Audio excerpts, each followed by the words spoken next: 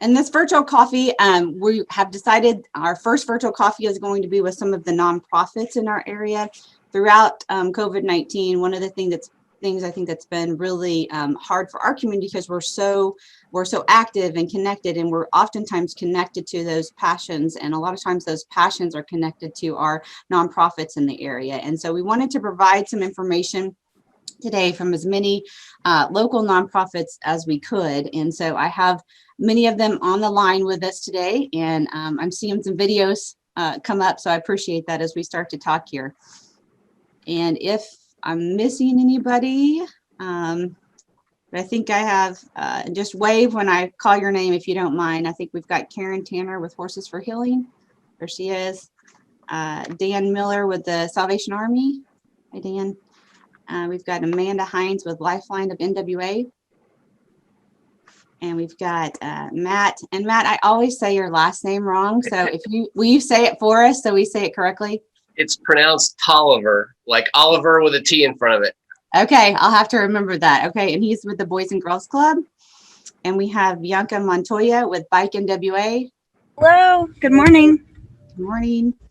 And we have Carrie Nettles with Goodwill. There she is. We have Jason Miller with the Arkansas Philharmonic. Hey, Jason. We have Diane Higgins with Beautiful Lives Boutique. There she is. And we have Jennifer, and I always mispronounce your last name as well, Jennifer. So I'm going to let you do that, and so that we have the correct pronunciation. Okay, it's Pokrant, and okay. I can't really pronounce it either. That's how I say it. And she's with Meowcat Rescue. So as we get started, I think Debbie sent questions to each of you, but we really just want to do a little bit of a roundtable. We do have individuals that are in the waiting room, and as we go through this and we talk about your different profits, at the end of this, we're going to let everybody come in and ask questions, because it is really designed to get the public connected in some way to our nonprofits and to their passions in our community. So I'm going to start, and I'm going to do it by the squares that appear on my screen, so I can keep track of how we're going through this. So I am going to start with my top square, which is Amanda Hines. You make me go first. Well, unfortunately, that's what happens with Zoom. It's just sort of random. So I'm cursing my parents for naming me Amanda now. Okay. And our first question is just tell us a little bit about your nonprofit. Just a reminder, we do have a time limit. I know all of you are very passionate about your nonprofit. So in a quick minute or two, tell us about your nonprofit. Yeah, absolutely. So I don't know if anybody is familiar with Lifeline of Northwest Arkansas. We are a personal response. We do personal response devices. See, I'm already nervous because it's like I have nobody to follow. Like I have to start this, so it can only go up from here. So yeah, anyway, we do personal devices. I'm sure everybody's seen like those commercials, like the Life Alert commercials, you know, when you fall or you're in trouble that way, you push your button. So we do the same thing, but we're here in Bentonville and have been in business for almost 30 years now. So with our nonprofit, we try to sponsor anyone, obviously anyone and everyone we can in the community, because obviously it's great to have a lifeline. We say anybody can use it, people with disabilities, people, obviously seniors, but also it's kind of like a good second security system. If you've got, you know, college students who sometimes forget to charge their phone, or if you want to go out on a run, you don't want to take your phone with you, you have your button around your neck, or we do wristbands as well. So that's a little bit about us.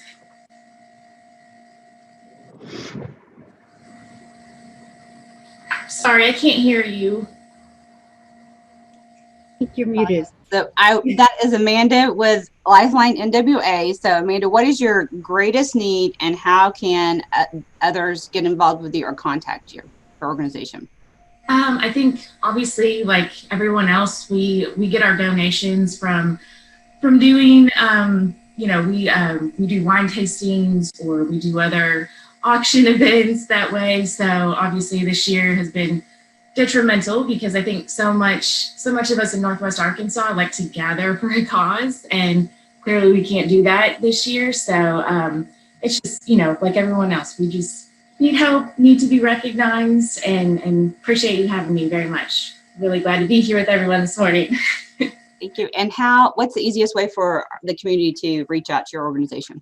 Yeah, so we're on Facebook, and then our website, www.lifelineofnwa.com, and at the top of our page we have a donate button, so you can push that and it'll direct you to donation page.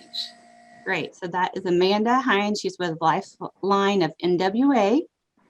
And I'm going to go to my next square, which is Matt. And again, I'm going to let Matt say his last name for us and tell us about his organization. Sure. Hi, I'm Matt Tolliver. I'm the CEO of the Boys and Girls Club of Benton County. So we here at the club, we serve approximately 3,000 kids here in the Northwest Arkansas area in Benton County. That's pre-COVID. We're running at about 50% capacity now, just for safety reasons. Our mission is we're all about the kids. We provide after school and summer programs. For us, it's all about youth development. So we help the kids with their homework. We have clubs where they can do community service, as well as help them with there's a lot of sports and physical activity. So the thing right now, though, is that we're focusing on, it has to do with mental health. I think that COVID has really put a strain on the kids, and their families. And so for us, we want to provide a safe, fun place where the kids can just be kids, obviously helping them with all the other things, but we want to provide mentorship and help with them so that they can go home and just be a family. So right now, our biggest need, just as was previously mentioned, has to do with funding. COVID-19, we've had to increase our staff, and we've also had to increase our cleaning supplies and all those types of things. And so all that costs money, and so we're just trying to rally around the community. About 75% of our funding comes from the community, so every little bit helps.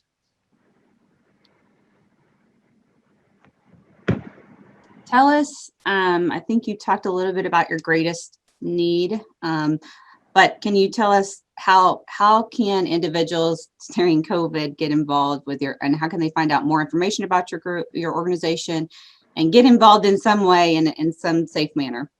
Sure. So we have a robust website, as I'm sure almost all nonprofits do. It's bgcbentoncounty.org. So BGC and Benton County spelled out.org. There you can learn about all of our different sites. You can learn about the programs that we run. Getting involved, typically we love volunteers.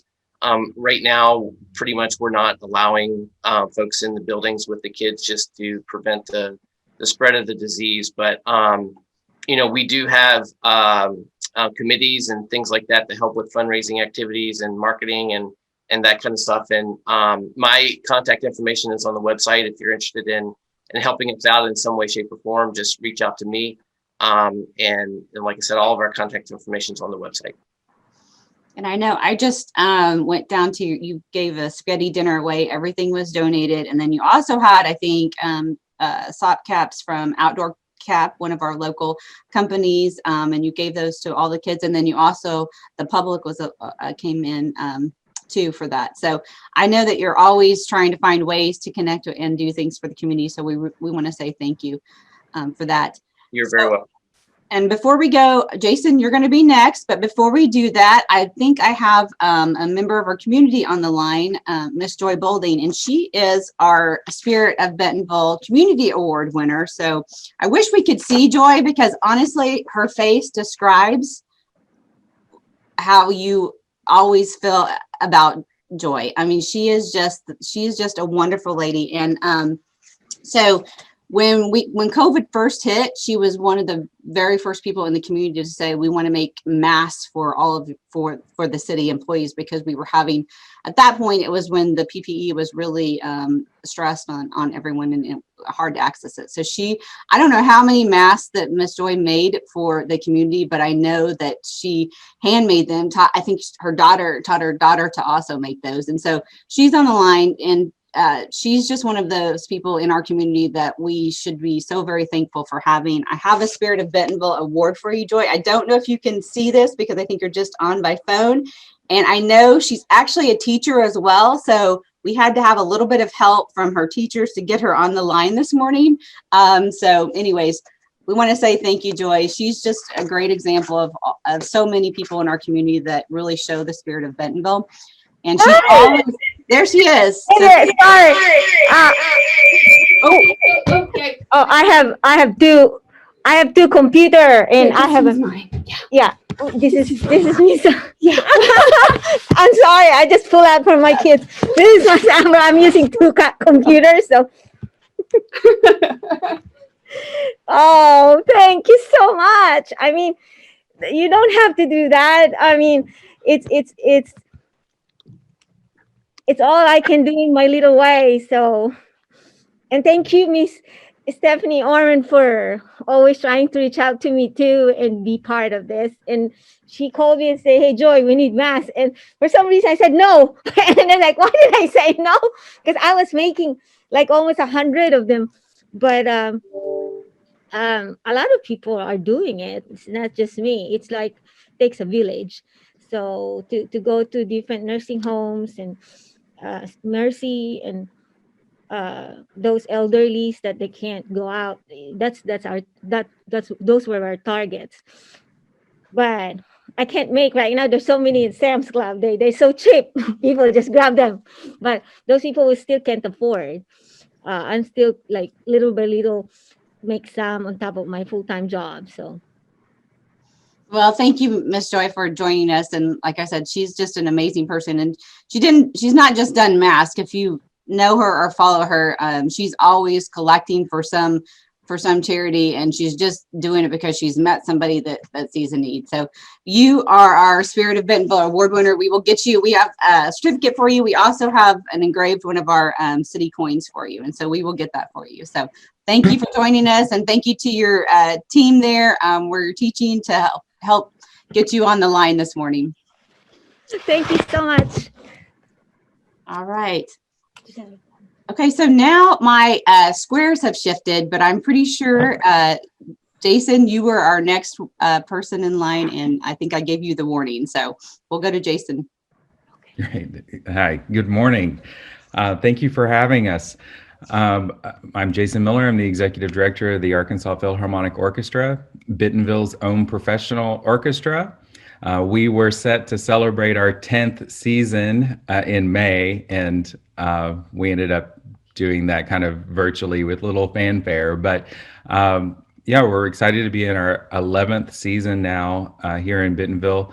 We perform primarily at Crystal Bridges and the Record, but we also have very robust music education programs, including the Arkansas Philharmonic Youth Orchestra, which serves kids as young as 5 all the way up to college, all over Northwest Arkansas.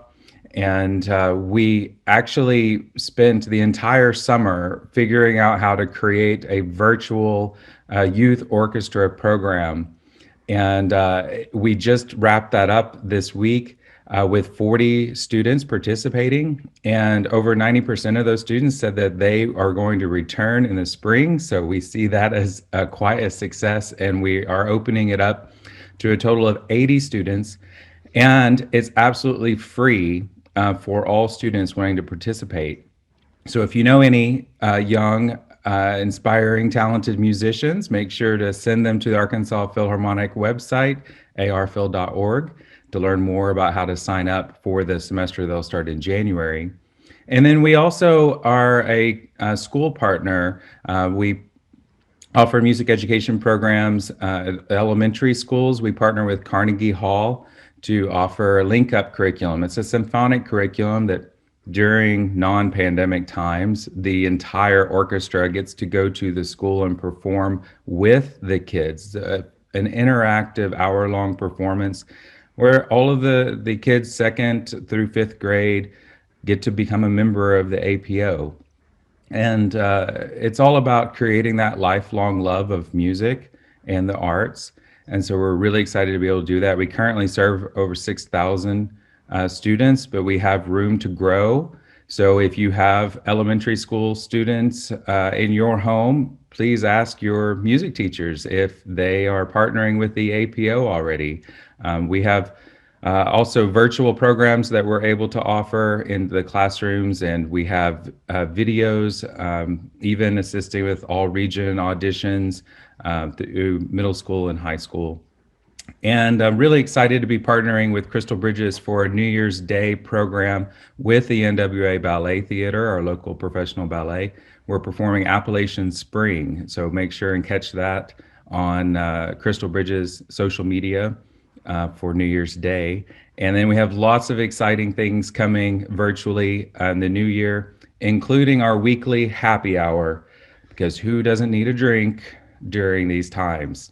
We feature a new musician each week where they share about their instrument, a favorite composer, and their favorite cocktail. You can find that on Facebook and also on our website and our YouTube channel. Great. Well, you kind of wrapped all 3 questions into your presentation, so I appreciate that. And I actually learned several things about you, so I appreciate you sharing that. And hopefully we've given that information to those that are watching. And I'm going to go next. I know Dan Miller with the Salvation Army. I think you actually have to step off a little bit early, so I'm going to actually go to Dan next. Can you hear me okay? Yes. Okay, great. Well, thanks for having us. We are the Salvation Army of Northwest Arkansas, and we operate throughout all of Northwest Arkansas, Washington, Benton, Carroll, and Madison County. We've got a location in Bentonville, so I'll sort of speak a little generally about all of our programs, but then focus a little bit on our Bentonville stuff. This past year, we do a variety of things. We provide financial assistance. We call it homeless prevention. So this past year, we've provided over $143,000 in rental, utilities, and other assistance to folks who might otherwise not been able to pay those things and could have forced them into a homeless situation. We served 130,000 hot meals at our facility in Fayetteville and in Bentonville combined, and then we provided around 45,000 nights of shelter. So that's calculated by the one person and how many nights they stay at our shelter. And the most interesting thing, or one of the most impactful things we've done this year, is provide 16,263 food boxes to families in need. Now, this is a jump due to the COVID crisis, and I think around half of those are in the Benton County, Bentonville area. Last year, we provided 500 boxes all year, and this year we provided 16,000. So pretty amazing, the need in the community, and we're thankful that we have so much support that we're able to step up and do that. Specific to Bentonville, we've got a shelter on I Street. You may have seen it. It's behind the airport. So we call it a housing focused shelter. It's designed to get folks in and to get them ready to go into permanent housing. And our main goal is to have people stabilize at our shelter, and then our caseworkers and case managers try to find them permanent housing. We have 72 beds available. Of that, 18 of them are sort of like a cold weather overflow shelter, and the rest are permanent beds that folks can come and stay at as they sort of take their journey towards permanent housing. And we've got 3 family efficiency apartments there. So we take men, women, and then families as well. Our greatest need right now, I would say financially, please, making a donation is always helpful, but also we're just encouraged that people are spreading the word about what we do. We want to get the word out and tell folks we are one of the only homeless shelters in the area that will take anyone regardless of their situation. So we want to let people know that. And also we can always use volunteers. to get more information, you can go to our website. It's Salvation Army AOK.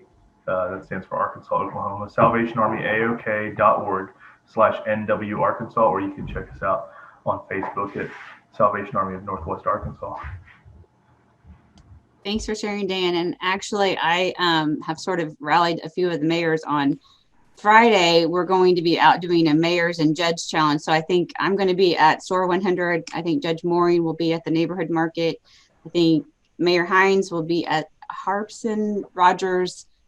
We have Philip Patterson, the city manager, and then I think the new incoming mayor in Siloam Springs participating, and Mayor Sprouse in Springdale. So we will be out ringing bells on Friday and hopefully raising a little bit of money for your organization. So we'll try to be safe with it and have a little fun with it, but also certainly trying to make awareness and bring awareness to a great cause. So thanks for joining us this morning.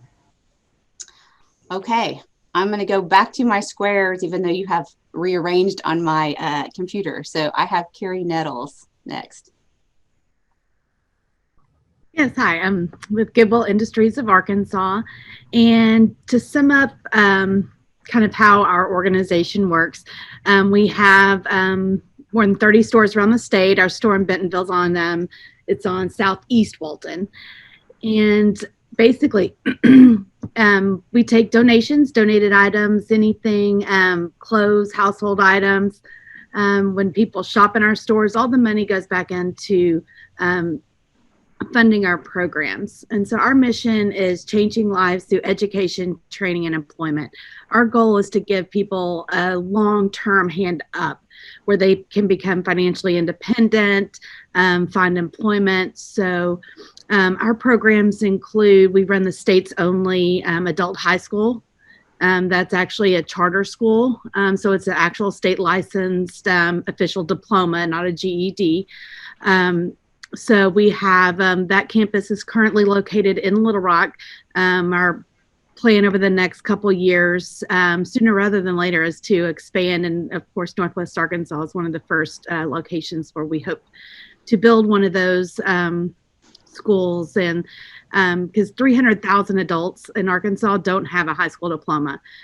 So that makes it really hard to get jobs. It has become a systemic multi-generational issue. If a parent doesn't finish high school, it's much more likely their child will not.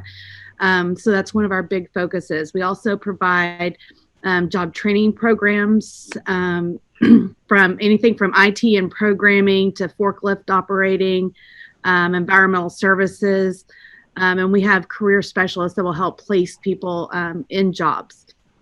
We also have a reentry program to help people coming out of incarceration. It focuses on job training and helping them find employment and getting the things they need to get a start back, because it's hard when they have no housing, no job, no money, no ID, no bank account. So that's where we come in and try to get them started. So our recidivism rate's actually just about less than 6%, which we are super excited about.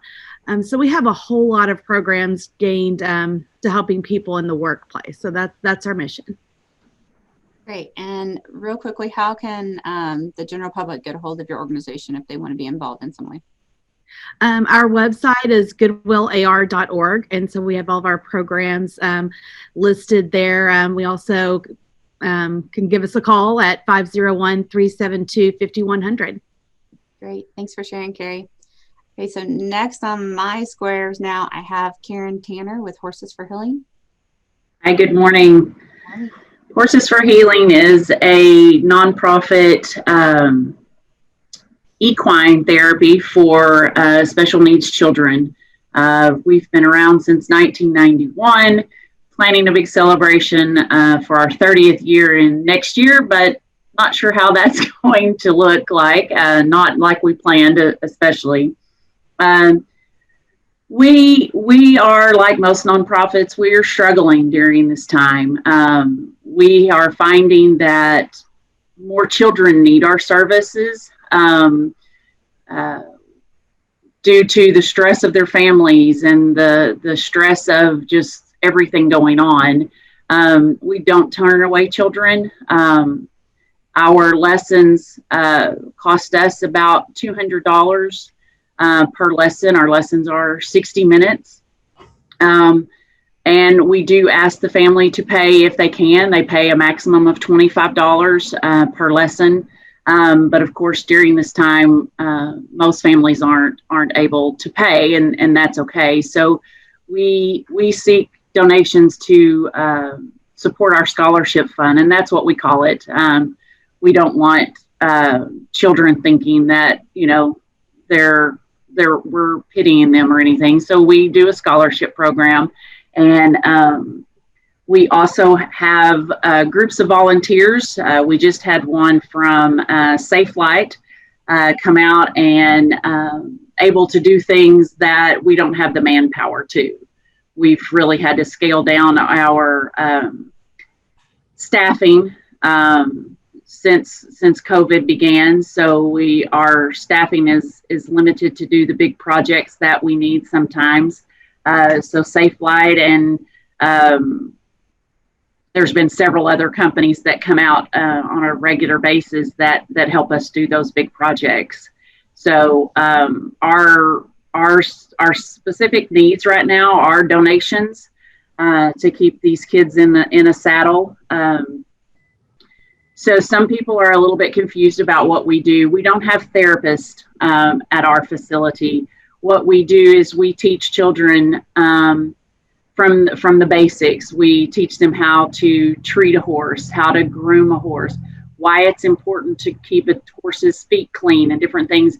And then we transfer that back into personal care and development of relationships with other people, and how we should treat other people as how we treat horses. So we really use the horse for a catalyst to kind of teach them life skills.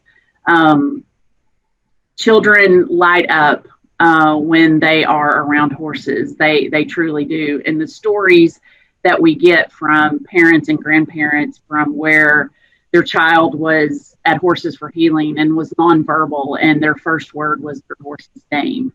I mean, those stories are life-changing to these children. So we would appreciate any donations, volunteers.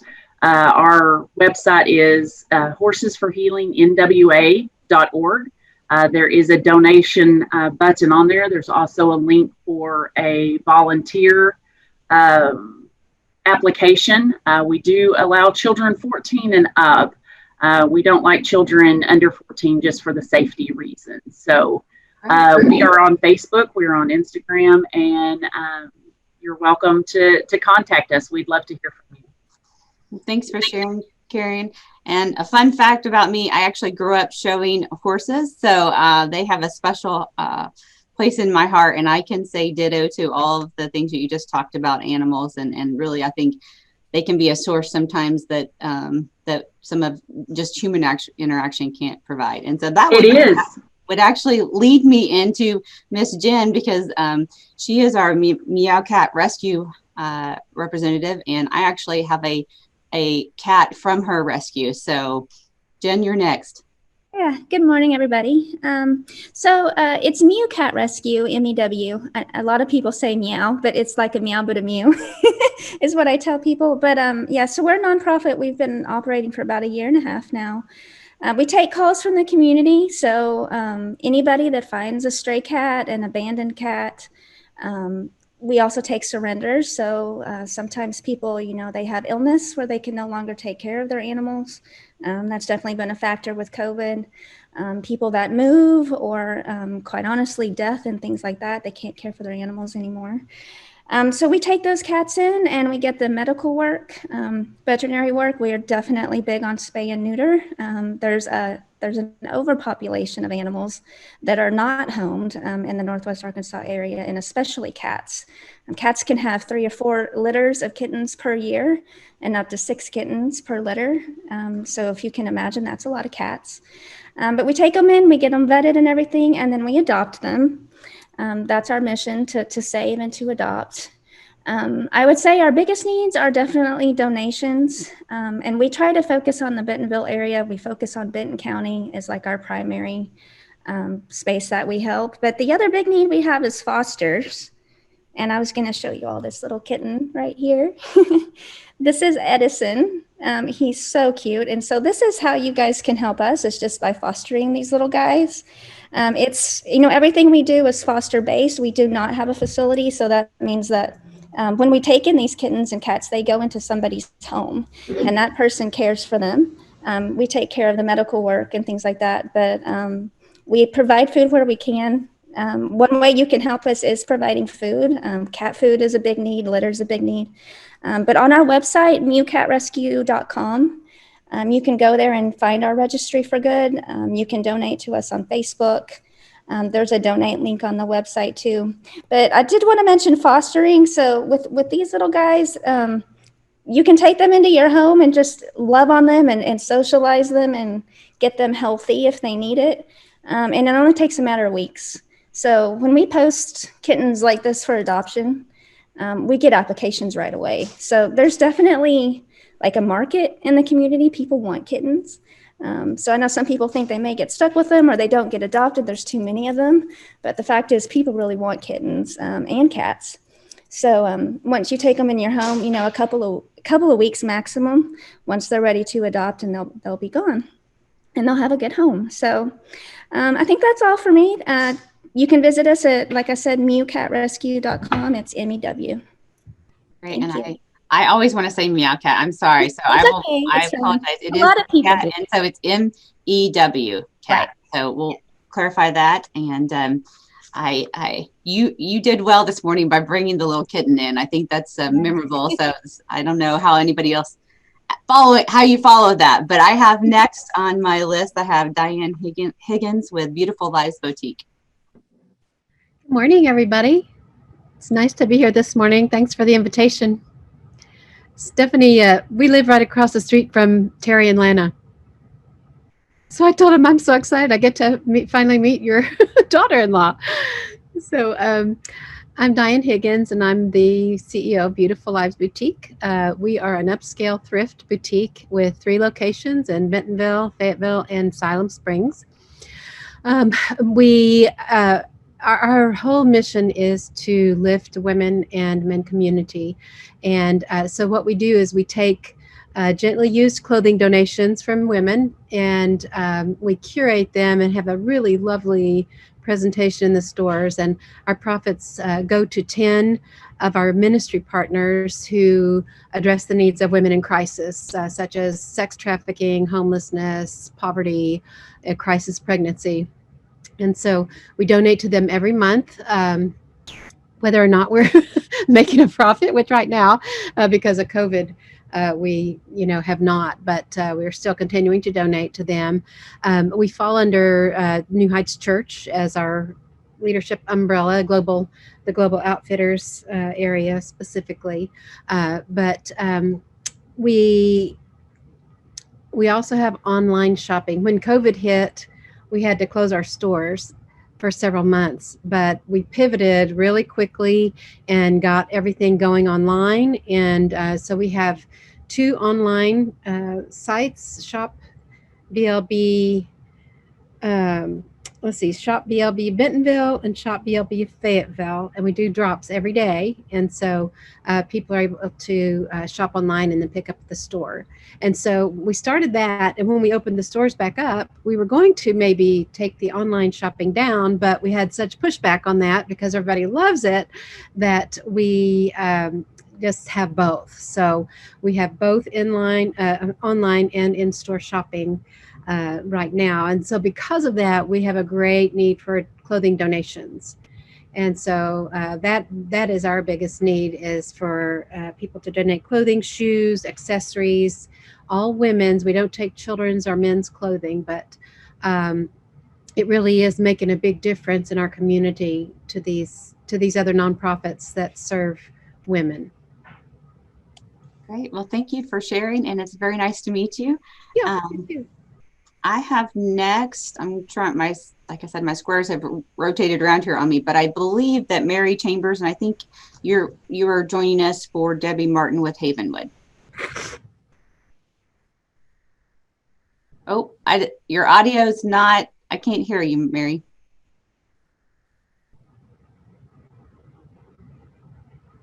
We still can't hear you.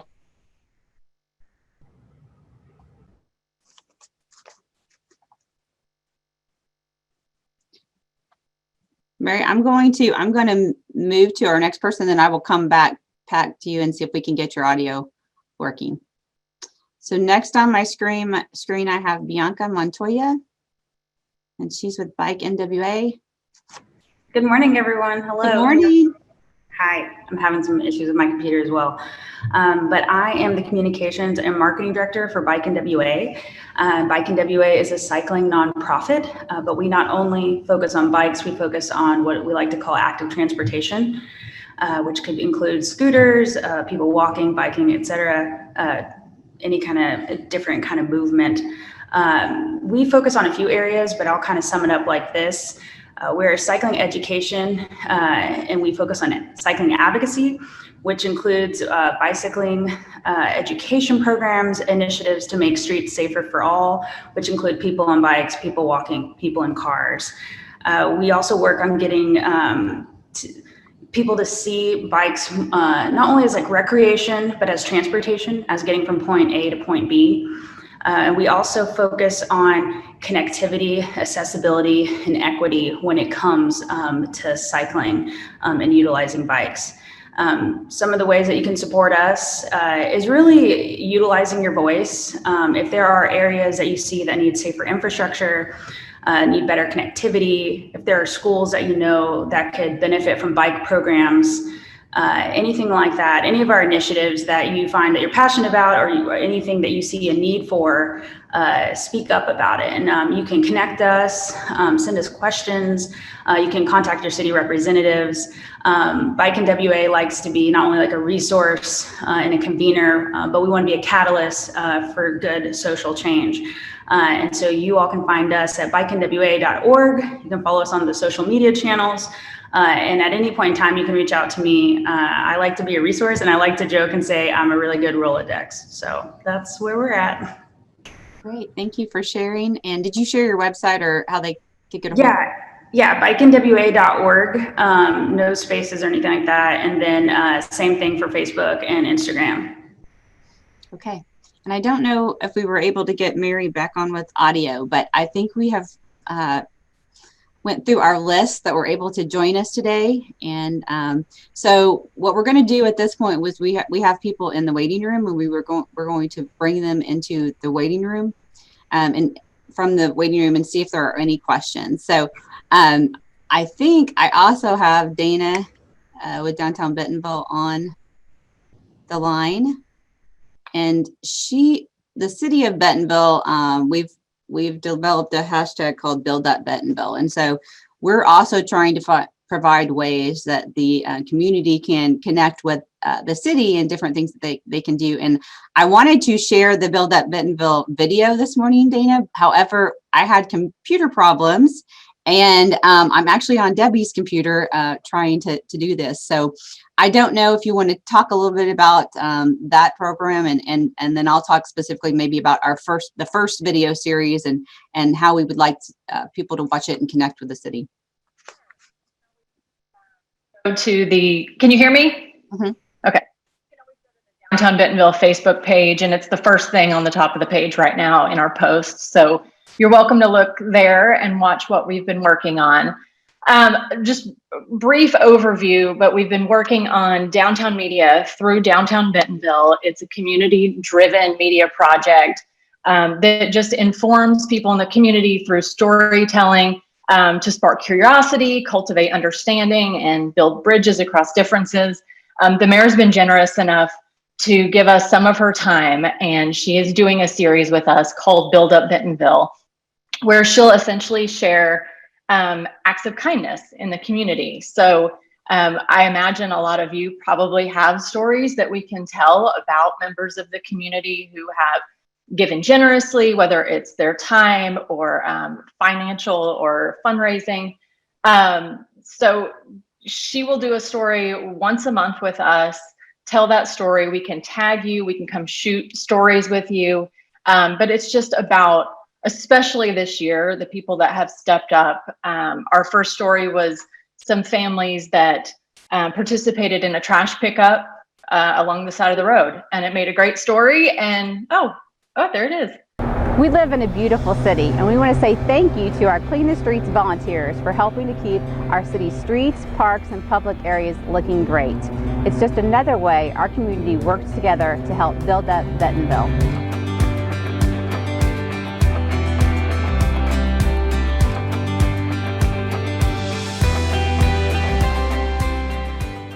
On Saturday, November 7th, teams of volunteers across Bentonville participated in the Clean the Streets Day.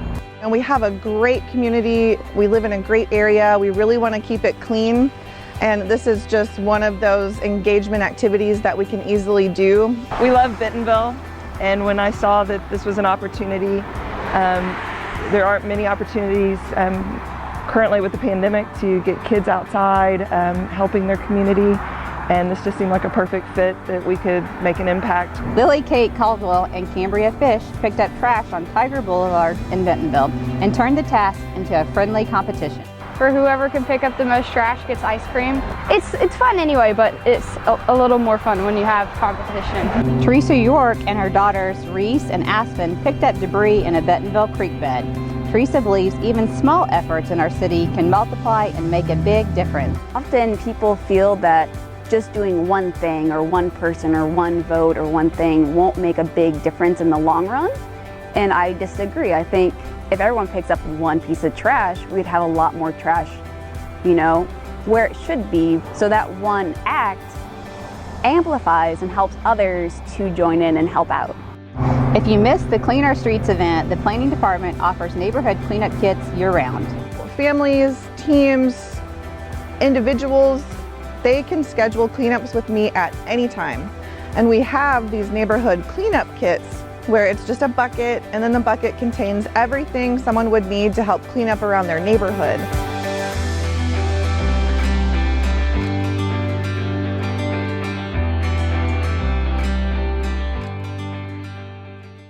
My contact information is Dana, D-A-N-A, at dwtnmedia.com. Reach out to me if you have any kind of story you want us to tell. We also have a variety of series. We do stories on biking. Bianca, you'd be a great person for me to connect with on that. So, if you have any requests for information, just let me know and I'd be happy to share. And thank you, Mayor, for giving us some of your time and your talents on these stories. Well, I'm happy to give the time now. The talent is a little rough, so I apologize for that, but we are making do with what I can give you there. So, but we just really appreciate you, Dana. It helps tell the story of the city too, and how people can be involved throughout the city. So really, you have the talent to make these videos happen. So thank you. So we've we brought people in from the waiting room. So I did see at one point I saw Mary was back on, but I don't see her now. So Mary, if you're there and your audio is working, if you'll say something to me right now, we'll go back to you. Mary's with Havenwood, which is our women's shelter. And if I don't hear your voice, then I'm going to go back to the audience and I'm going to open it up for some questions. Mary, I can see you. I still can't. Can you hear me now? Okay, there you are. Okay. Yay. If anybody is going to have technical difficulties, it's going to be me. So I'm on my phone now. I'm with Havenwood. We are a nonprofit in Bentonville on A Street, just about 8 blocks north of the Bentonville Square. And we've been there for 26 years, helping women, single moms in particularly, get from crisis to self-sufficiency. And that could mean they're homeless. That could mean they're leaving domestic violence, getting done with rehab. We have several that are fleeing sex trafficking. So lots of different populations, and typically they are trying to get custody of their children back, either through DHS or parents have taken guardianship as grandparents or whatever that looks like. So we offer them case management, counseling, and life skills group. We also, over the last couple of years, have become a little more, we provide wraparound care, which means We have a med management nurse that we contract with so they can get their mental health medications quicker. We offer counseling not just to the women, but we have a play therapist that comes twice a week and does counseling with the children on site. So we require quite a bit of them. We want them to get a job within the first 45 days. And we work with them on budgeting and all types of life skills. For when COVID hit, I was about 8 lessons into a really good parenting program. And obviously we've had to pivot and figure out how to do that. The really neat thing, COVID gave us the opportunity to write a bunch of grants. And so we also are helping outside of our small community in the larger Bentonville community. I know we supplied 24 families right at the beginning, like in April, with a week's worth of groceries outside of Havenwood. I know my boss, Debbie, wrote a grant and she has helped, I'm going to say, over 50 families. I don't know her exact numbers, but they're high, with rental assistance to keep from being evicted during COVID. And we're going to write that grant again and hopefully get hundreds of thousands of dollars for that, because that seems to be the big need. Right now, our 15 apartments are full. We have a little bit of a wait list. It's not as long as it normally is, but I do get phone calls. I'm going to say 5 to 10 phone calls every day asking for our services in some way, whether that's rental assistance, food, or housing. So we have a staff of 4 and we're pretty busy. We run on donations and volunteers. Volunteers are kind of limited right now because we're not letting a lot of people in the building. So monetary donations, and then what really helps are things like diapers, laundry detergent, Clorox wipes, all of those practical things that you can't get with food stamps. And we just don't have the extra money to go buy a bunch of cases of diapers. So, sometimes non-perishable things are better. And of course, always prayer for the staff and for the women to be able to move forward. Great. Thank you, Mary, so much for sharing. We're glad we got your audio to work. And Me too. Do you want to give a website or some way that they can get a hold of Havenwood? Sure. Havenwood is at NWA, havenwood.org. And then we're also on Facebook and Instagram. Or you can call the office. Okay. And I would encourage everyone from the nonprofits on the call in the chat section. I think some of you are already doing that, but to put your information in the chat section. And then we've got right at about 5 minutes, which is actually perfectly what I was hoping for, that we'd have about 5 minutes of a little bit of conversation to end from public. So if you have a question, I think you can raise your hand and we will try to bring you into the call. If we got anybody with a question. Can you hear me? I can hear you. Just speak a little bit louder. I congratulate you on this program. There's so much to do for so many people. There's so many organizations. I wonder if you have anything in the city. Again, I'm not suggesting that people would call the city first, but if you have like a triage, if Jane Doe calls up and says, this is my problem, someone would know all these organizations and know where to refer them to. So my triage is usually one person, Carrie Lee, who is my assistant, and she's down here in the corner, but she is an excellent connector. So she works hard every day if we get a call in the mayor's office to try to connect people to the right resources. And she's amazing. Good. Okay. Any other questions? Everyone is very quiet. All right. Well, if we don't have any other questions, I just want to really say thank you to everybody joining us. We did record this and we're going to try to play this on our social media for everybody. I do realize that we don't have every nonprofit in Bentonville represented, but we do have a list, and we did try to reach out to those that are kind of specifically with headquarters or locations in Bentonville. There are a lot of nonprofits throughout Northwest Arkansas that do amazing things as well. So, but that's kind of how we got to this initial group. If we have missed somebody, or if you didn't receive an email from us and you're listening to this, and please contact us, and we want to find ways to really make sure we have your information so we can connect people to you. And maybe in a future episode, we'll bring anybody else that we might have missed through this process. So we appreciate you joining for the first Mayor's Coffee. Our plan is to do this the third Thursday of every month. And so we'll be coming up with different topics, but they will be around connecting the public and things around building up Bentonville. So if you have an idea or suggestion, certainly reach out to us for future programs.